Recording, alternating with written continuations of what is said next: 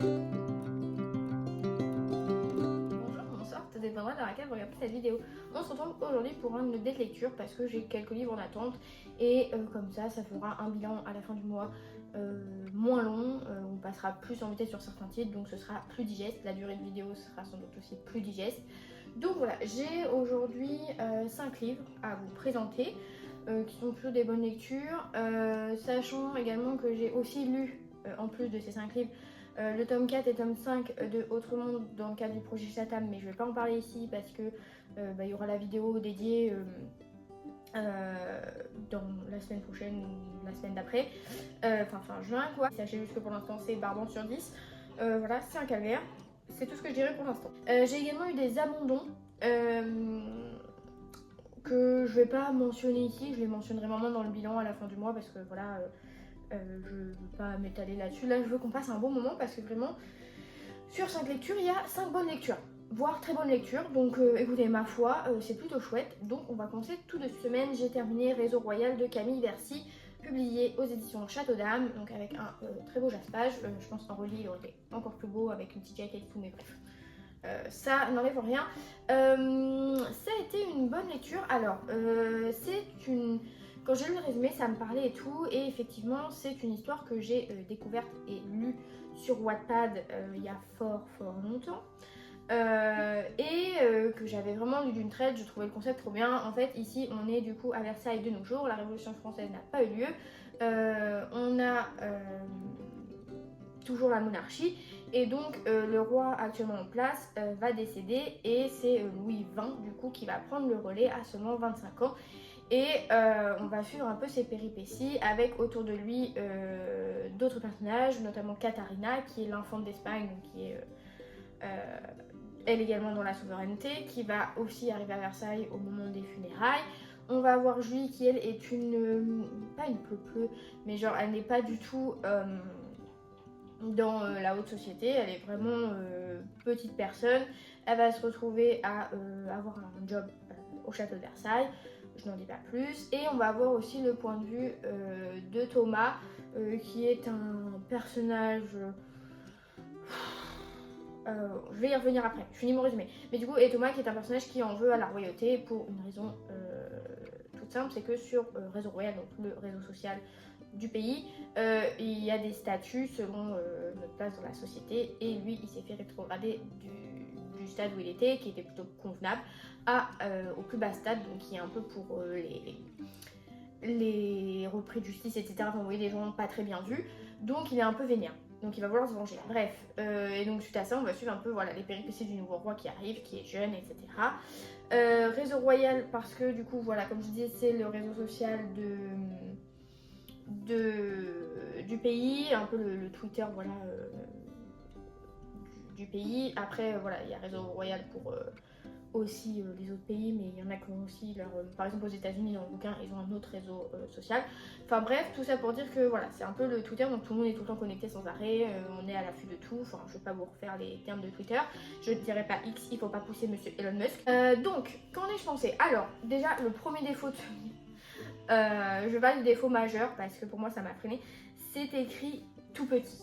C'est vraiment, je sais pas si vous allez le voir, j'essaie de rapprocher, je trouve que c'est un plan dégueulasse, mais c'est écrit tout petit et ça rend la lecture pas du tout digeste parce que les chapitres sont très longs. Un chapitre ici, vous voyez, ça va faire environ 30 pages parce que dedans on a plusieurs points de vue. Donc vous voyez, on va avoir un point de vue, après on va avoir le nom d'un autre personnage pour avoir son autre point de vue. Et en fait sur Wattpad c'était vraiment en partie, vous voyez, vous terminiez le point de vue d'un personnage, vous changez la page et donc j'avais l'impression de vraiment dévorer le truc et de lire super vite. Alors qu'ici ça m'a paru un peu longué parce que bah forcément c'est lourdingue. Il me semble, ça fait longtemps que j'ai lu, mais il me semble que sur Wattpad il y avait plusieurs saisons de Réseau Royal, plusieurs tomes. Ici celui-là est peut-être un peu long, il est assez contemplatif. Je pense qu'il y a un moment il y a une révélation qui aurait pu permettre de couper en deux le livre et de faire 2 tomes, mais voilà, après je sais pas comment l'auteur et la maison d'édition ont vu les choses, s'il y en avait d'autres sur Wattpad pour le découpage. Je note que pour une histoire qui a été reprise de Wattpad, on sent quand même qu'il y a eu un travail éditorial, qu'il y a eu un travail un retravail du texte, etc. Parce qu'il y a des choses qui m'ont popé, que je n'avais pas eu dans cette forme et tout. Donc je trouve ça très bien, contrairement à certains textes qui sont repris et paf, juste mis en page et publiés comme ça, tel quel, lol. Mais du coup, j'ai trouvé très chouette de replonger dans cet univers. Les personnages m'ont bien plu. Comme je vous disais, Thomas est pour moi un peu un point de vue inutile. Enfin, on comprend pourquoi il est là et ce qu'il apporte, mais il aurait pas été là, ça m'aurait pas dérangé. Le personnage de Louis est bien, quoique un peu naïf. Vraiment, il aurait mérité peut-être un peu plus de punch, un peu plus de confiance en lui. Le personnage de Katharina est quant à lui très bien. C'est vraiment une personnage que j'avais beaucoup aimé sur Wattpad et que j'ai beaucoup aimé retrouver ici parce qu'elle est vraiment la femme forte qu'elle pense être. J'ai hâte de la suivre à nouveau. La Julie, un peu comme Thomas, en fait ils sont tellement secondaires qu'ils marquent pas les esprits. Et puis la romance, alors il y a une romance. Dans le résumé, on nous dit que la première décision de Louis, c'est de faire revenir une certaine jeune femme à la cour. Voilà, et ça crée un peu des polémiques. Donc on apprend pourquoi dans l'histoire. Donc on a un espèce de triangle ou pas triangle, enfin je sais pas, mais la romance me paraît un peu fadasse. Elle aurait pu être un peu plus dynamique, vraiment, voilà. En fait là j'avais l'impression d'avancer sans avancer. Je tournais les pages et pourtant j'étais toujours dans le même chapitre et c'était trop frustrant. Surtout qu'il se passe pas énormément de choses, enfin, il n'y a pas beaucoup de... En fait, dans mes souvenirs, je sais pas pourquoi, c'était une œuvre où vraiment c'était un peu Gossip Girl mais à Versailles. Et pas du tout. Pareil, il y a un truc qui m'a gêné, c'est que Réseau Royal, à un moment, il y a une tentative de hacking du compte du roi, donc de Louis. Et il panique en mode ouais, on va avoir accès à tous mes messages privés, toutes mes conversations privées et tout. Mais monsieur, si tu veux pas qu'on ait accès à ça, t'as un téléphone, envoie un SMS. Enfin, en fait, j'ai pas compris le côté où tout reposait sur Réseau Royal alors qu'ils ont des téléphones avec des applications normales. Donc, si tu veux pas que tous tes messages soient vus, bah passe par l'application message. Enfin, je sais pas, ça me paraissait logique, mais là, ça passe pas logique. Donc, ça qui m'a chagriné. Et puis, ouais, l'action arrive un peu vers la fin. Il se passe des choses. C'est lent. Voilà, c'était lent, mais j'ai apprécié retrouver l'univers. Je vous le recommande. Et je lirai la suite avec en train parce que maintenant qu'il est arrivé ce qui est arrivé, je souhaite en voir la suite. Mais voilà, peut-être. En fait, je pense que ma lecture aurait été totalement différente si la police avait été plus grosse. Et si le livre avait été coupé en deux. Ensuite, j'ai lu La petite librairie de Riverside Drive de Frida Skyback, donc aux éditions Point.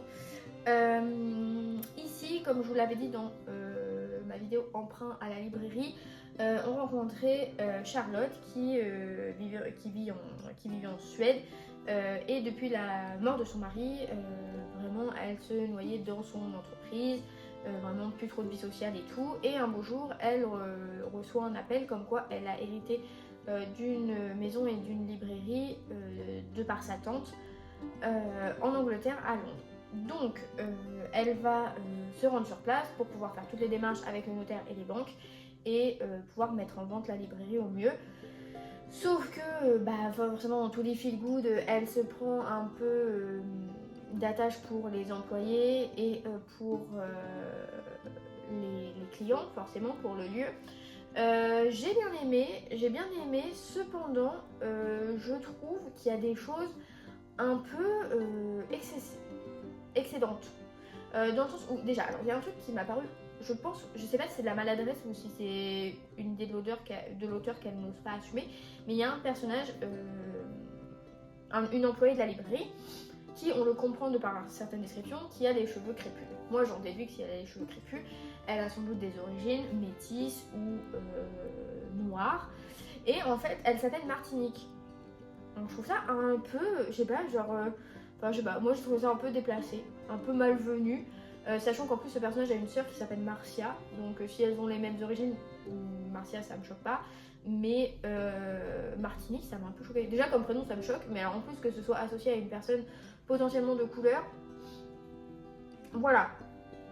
Ce qui m'a excédé, c'est que déjà Charlotte elle hérite de cette librairie d'une tante qu'elle ne connaît ni d'Adam ni d'Ève, donc on va comprendre le pourquoi du comment dans le bouquin, on a une double temporalité où, du coup, quand elle va découvrir une mystérieuse lettre, elle va un peu se replonger dans le passé de sa mère, de sa tante.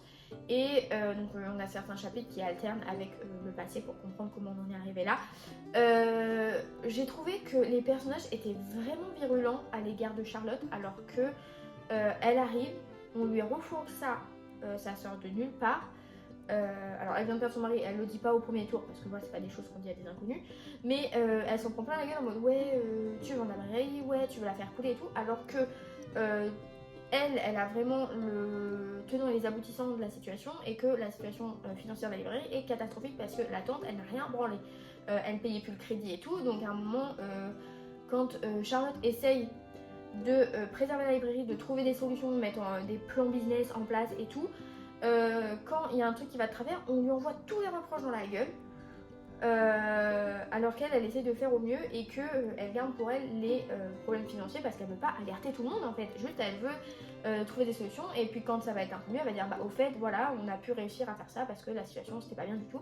Enfin, j'ai trouvé ça un peu culotté. Donc vraiment la pauvre Charlotte, on s'attache à elle, et les personnages qui gravitent autour sont parfois vraiment pas du tout reconnaissants. Donc ma foi, c'était une bonne lecture. C'est un livre que je pense que je pourrais relire. Tellement que j'avais emprunté à la librairie, je vous l'avais dit, j'ai lu Les livres disparus de la 5e avenue, donc de Fiona Davis, publié aux éditions Faubourg Marigny. Donc c'est les éditions dont je vous ai présenté le livre la mystérieuse bibliothèque de Blackwood Abbey, que j'ai lu le mois dernier, ou le mois d'avant, je ne sais plus,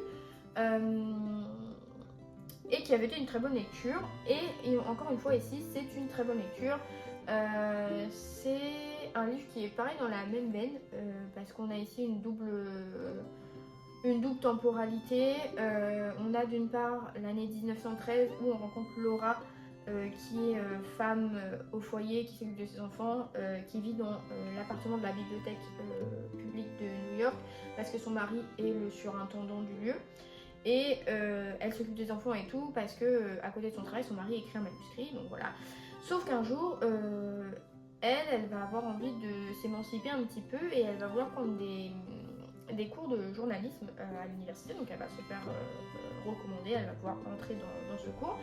Et en fait, au fil des devoirs qu'elle doit rendre, elle va tomber sur un cercle de femmes, qui est un cercle de femmes à cette époque, qui osent dire les choses, qui osent parler, qui osent prendre les devants sur certains sujets un peu tatillons, un peu polémiques. Et du coup, elle va se découvrir elle-même et remettre en question son rôle de femme, son rôle d'épouse et de maman, qu'elle pourrait être peut-être plus que ça. En parallèle de ça, on est en 1993 et on rencontre Sadie, qui est l'arrière-petite-fille, la petite fille de cette fameuse Laura, et qui a décroché un job également dans cette bibliothèque de New York. Et elle est là aussi, elle va obtenir la chance de pouvoir organiser une exposition sur les livres précieux et anciens, les trésors de la bibliothèque, quoi. Et en fait, à partir d'un certain moment, des livres vont disparaître.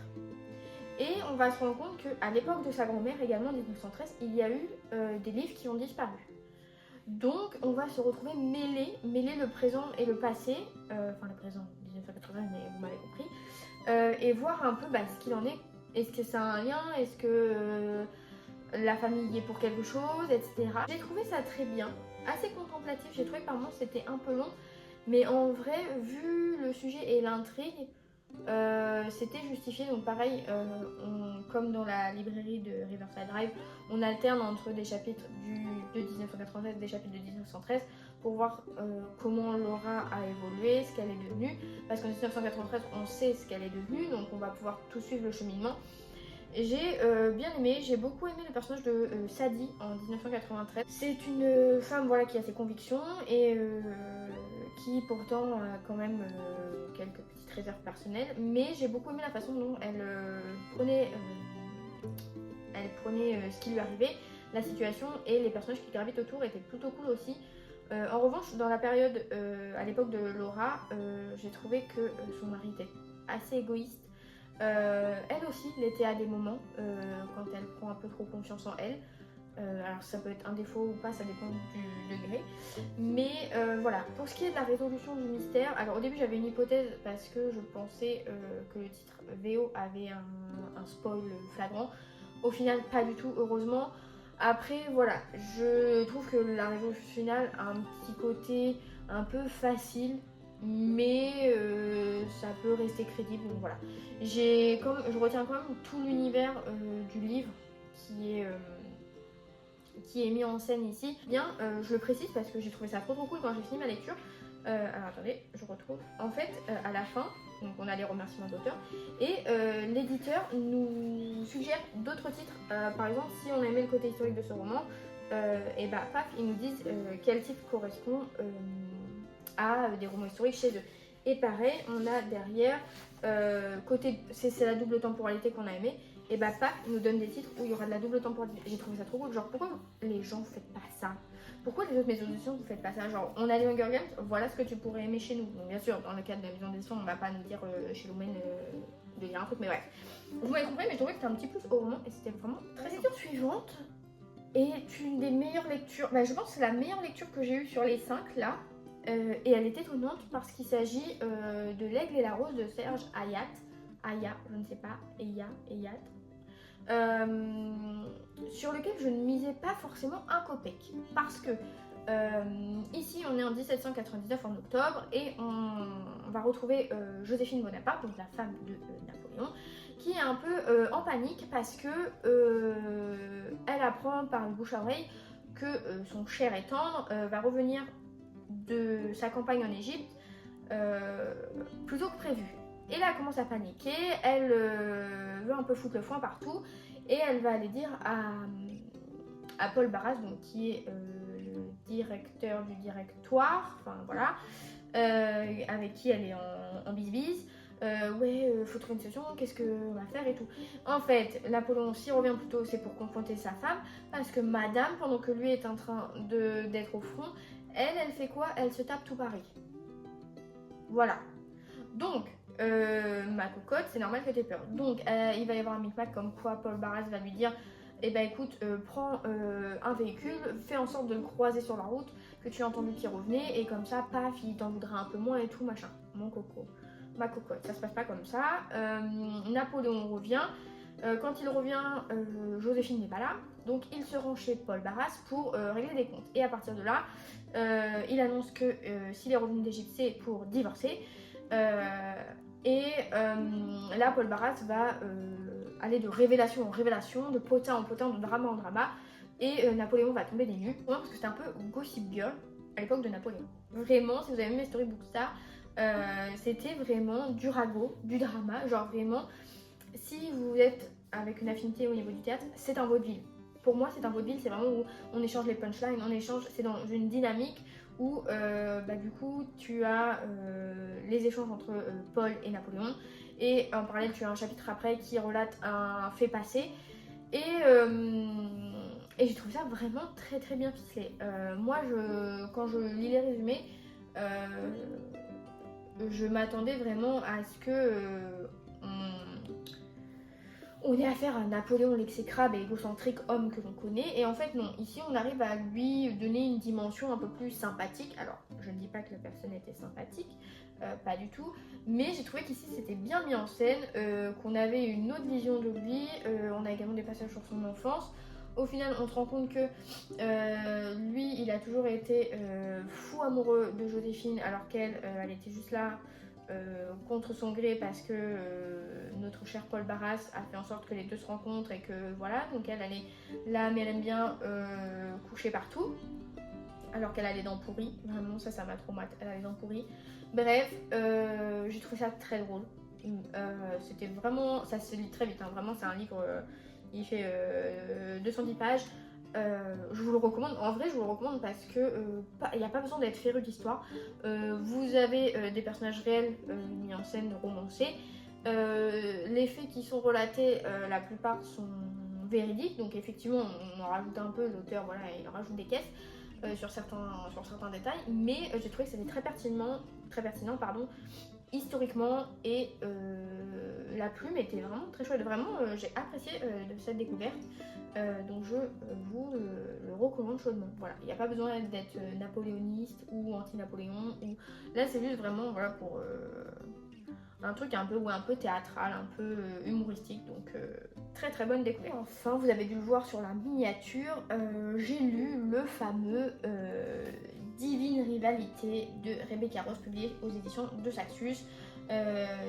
Qui ne savent toujours pas traduire un titre alors qu'il n'est composé que de 2 mots seulement, malheureusement. Voilà, en VO c'était bien sûr Divine's Rivals, donc rivalité divine, mais ils ont traduit mot à mot Divine Rivalité, voilà. Bref, c'est à peu près la seule coquille que j'ai pu remarquer. Je ne l'ai pas lu en VO, mais il n'y a rien qui m'a choqué dans le contenu. Je dois dire que ça a été une très bonne lecture. Vraiment, je suis vraiment tombée sous le charme de la plume de l'auteur. Ça, vraiment, c'était vraiment super. Elle a su tourner ses phrases, employer des mots, Ouais, j'ai vraiment trouvé que c'était très très bien écrit. Ici, du coup, on rencontre, comment elle s'appelle, Iris, qui est une jeune femme qui a vu son frère partir au front parce qu'il y a une guerre qui s'est déclenchée, une guerre de Dieu. Alors moi au début j'avais pas du tout compris quand j'ai vu passer ce livre au début en VO sur le Booksta et tout. Pour moi c'était juste la Seconde Guerre mondiale, on avait une petite dimension magique parce que voilà elle envoyait des lettres qui arrivaient par magie chez une autre personne. J'avais pas du tout compris qu'il y avait des dieux. Et ça m'a un peu, au début je me dis si vraiment il y a une dimension divine, ça m'a un peu saoulée parce que c'est souvent quand j'en lis c'est mal fait, malvenu. Ici je dois dire que c'est vraiment au second plan, donc ça ne m'a pas du tout dérangé. Voilà, on a des légendes qui sont contées, donc ok, mais on peut moi j'ai très bien pu réussir à faire la distinction et à me dire que c'était une guerre normale. D'ailleurs tout le côté description de guerre quand certains personnages vont au front pour recueillir des informations. J'ai trouvé que c'était vraiment très prenant, l'ambiance oppressante, je pense, dans ces conditions. J'ai trouvé que la retranscription était vraiment bien, le sentiment de est-ce qu'au moindre pas que tu fais, tu peux sauter, quoi. Voilà, on va dire pas joliment. Mais du coup, Iris, qui a vu son frère partir au front, elle lui écrit des lettres et en fait, on apprend que c'est des lettres qu'elle met dans sa garde-robe et ces lettres disparaissent. Et un jour, elle reçoit une réponse anonyme et qui s'avère ne pas être son frère. Et du coup, ce qu'elle ne sait pas, mais que nous savons, c'est que la personne qui est derrière ces lettres, c'est son rival, entre guillemets, parce qu'ils travaillent tous les deux dans un journal en tant que journaliste et ils se tirent un peu la bourre pour savoir qui aura les meilleures missions, les meilleurs reportages, etc. Et donc ils ne peuvent pas se piffrer et on va découvrir que du coup la personne derrière ces lettres anonymes, c'est ce fameux Roman, le rival. Elle ne le sait pas tout de suite. Donc voilà, Enemies to Lover. Et du coup, bon gré mal gré, à un moment, un concours de circonstances va faire qu'ils vont se retrouver face à face dans une situation plutôt critique. Et après, voilà, la romance va se développer. J'ai trouvé que la romance était très mignonne, c'était très bien fait. Pour le coup, on nous mentionne dans les avertissements du début, dans les trigger warnings sexe, il y a une scène. Voilà, je tiens à le dire. Ce qui est le plus difficile à lire ici, ça va être vraiment le côté guerre. Parce que la scène de sexe est cohérente, elle rentre totalement dans le contexte au moment où elle arrive. En plus, elle arrive vraiment, je vous dis, dans les 15 derniers pourcents. Elle est décrite mais suggérée, il n'y a pas de détails un peu malaisants, donc vraiment si c'est un truc chez de Saxus des fois qui peut vous faire un peu peur, ici rassurez-vous il n'y en a qu'une et après peut-être que dans le tome 2 ça partira en cacahuète et ils seront assoiffés de piment, je ne sais pas, affamés de piment, bref, mais ici c'était vraiment très doux, c'était très bien écrit. J'ai vu venir en revanche le plot twist assez tôt parce que voilà, faut pas être sorti de Saint-Cyr pour se douter de ce qui va se passer.